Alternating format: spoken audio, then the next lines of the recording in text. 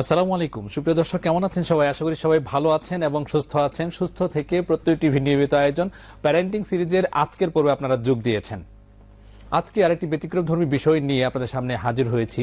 সেই বিষয় নিয়ে আজকে আমরা আলোচনা করব। তবে যারা এখন পর্যন্ত প্রত্যয় টিভি চ্যানেলটি সাবস্ক্রাইব করেনি তাদেরকে অনুরোধ করব দয়া করে প্রত্যয় টিভি সাবস্ক্রাইব করবেন। আর সাবস্ক্রাইব করবার জন্য ডেসক্রিপশন বক্সে দেওয়া যে লিঙ্কটি আছে সেই লিঙ্কে গিয়ে সাবস্ক্রাইব করে আসবেন। অবশ্যই বেল আইকনটি প্রেস করতে ভুলবেন না। তো সুপ্রিয় দর্শক, আর দেরি না করে চলুন চলে যাওয়া যাক আজকের মূল আলোচনায়।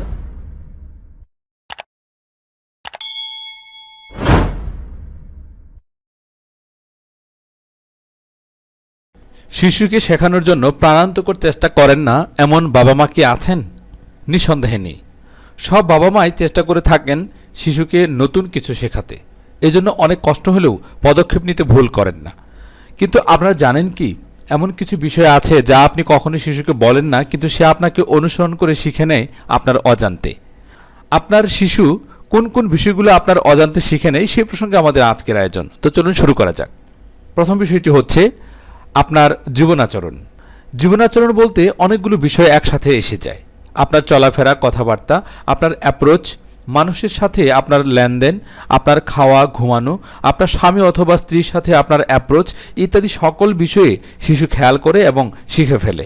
আপনি হঠাৎ আপনার শিশুর মুখে শুনবেন সেই কথাগুলো যা আপনি রাগ করে অথবা খুশি হয়ে আপনার স্বামী অথবা স্ত্রীকে বলেছিলেন। অর্থাৎ সে হুবহু আপনাকে কপি করবে। সো জীবনাচরণে খুব সতর্ক থাকুন। দ্বিতীয় বিষয়টি হচ্ছে ধর্মীয় বিশ্বাস। আপনার ধর্মীয় বিশ্বাস যেমন আপনার সন্তানেরও ঠিক তেমনি ধর্মীয় বিশ্বাস হবে। এটা অনেকটা যে গাছের যেমন ফল সেরকম। অর্থাৎ ধর্মকর্ম পালনে আপনি যেমন যত্নশীল অথবা উদাসীন হবেন তার হুবহু প্রভাব পড়বে সন্তানের উপর। এজন্য অনেকে বলে থাকেন আম গাছ লাগিয়ে সেখান থেকে যেমন কাঁঠাল আশা করা যায় না, তেমনি আপনি ধর্ম পালনে উদাসীন হলে আপনার সন্তান ধর্ম পালন করবে তা আশা করা দুরূহ ব্যাপার। তৃতীয় বিষয় হচ্ছে কমন অভ্যাস।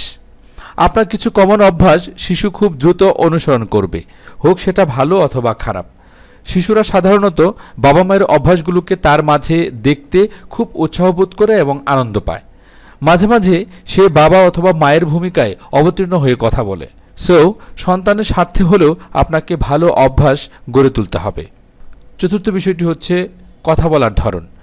আপনার কথা বলার ধরনটাকে শিশু একদম হুবহু অনুসরণ করবে। আপনি শুদ্ধ ভাষা বললে আপনার শিশুটিও শুদ্ধ বলবে। এমনকি শিশুরা বাবা মা অন্যদের সাথে কিভাবে কথা বলে তা খুব খেয়াল করে এবং অন্য শিশুদের সাথেও সে তাই প্রয়োগ করে থাকে। পঞ্চম বিষয়টি হচ্ছে পড়াশোনা।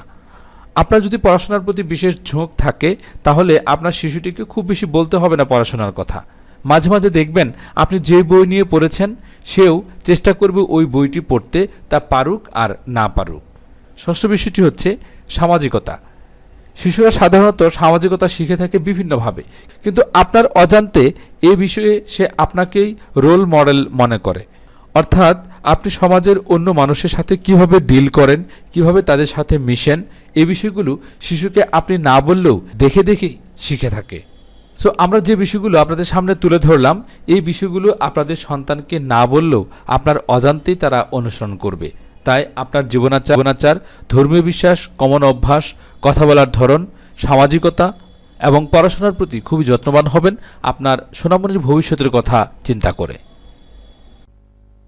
সুপ্রিয় দর্শক, আজকে গুরুত্বপূর্ণ কয়েকটি বিষয় আপনাদের সামনে উপস্থাপন করেছি। আশা করি এই বিষয়গুলো আপনাদের অত্যন্ত ভালো লেগেছে। আর বিষয়গুলো যদি আপনার কাছে ভালো লেগে থাকে তাহলে অবশ্যই প্রত্যয় টিভি চ্যানেলটি সাবস্ক্রাইব করবেন। সাবস্ক্রাইব করতে ভুলবেন না, বেল আইকনটি প্রেস করতে অবশ্যই ভুলবেন না। আপনাদের প্রত্যেকের সন্তান হয়ে উঠুক আপনাদের জন্য নয়নজোড়ানো সন্তান। আপনাদের প্রত্যেকের সন্তান হয়ে উঠুক আগামী দিনের সুন্দর ভবিষ্যৎ গড়ার কারিগর। সেই শুভ প্রত্যাশায় আজকের মতো বিদায় নিচ্ছি। আল্লাহ হাফেজ।